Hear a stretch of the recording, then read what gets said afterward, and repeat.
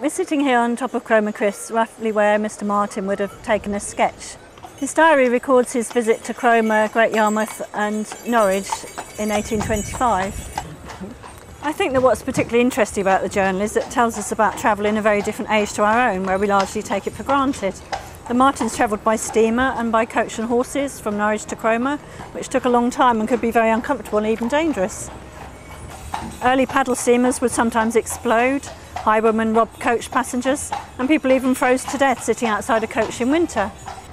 But it was the age of great improvements in travel, better designed carriages, turnpike trusts were improving the roads, and 1825 was the date of the opening of the first railway. Travel was gradually becoming cheaper and more available to people other than the very wealthy.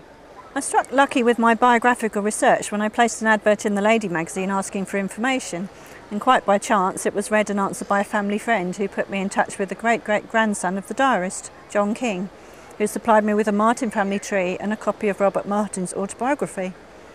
Through this I discovered the extent of Marten's philanthropy.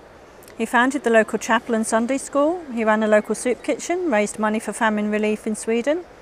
He was the founder of the Port of London Society for Promoting Religion amongst Sailors and became involved in disputes of dissenters involving their political rights.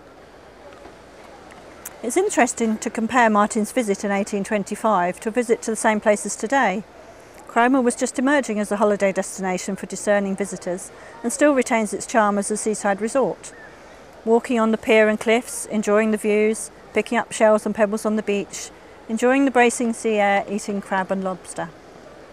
Norwich still has plenty to interest the tourist too, with its many old buildings, cobbled streets, markets, etc. But we perhaps wouldn't want to visit places such as prison buildings and factories, as the Martens did, which were the evidence of a changing industrial society.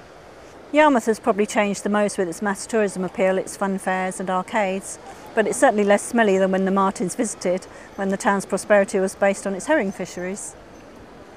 What I set out to do when editing the text was to help to bring it to life, to explain archaic words and phrases, to elaborate details of the people and places he visited.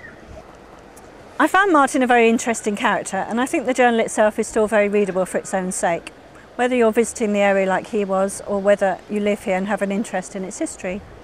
It's been a bit of a labour of love for me trying to get the diary into print, but I always felt it was worth pursuing and have kept coming back to it over the years to carry out new research, and I'm very pleased to finally be able to share it with a wider audience.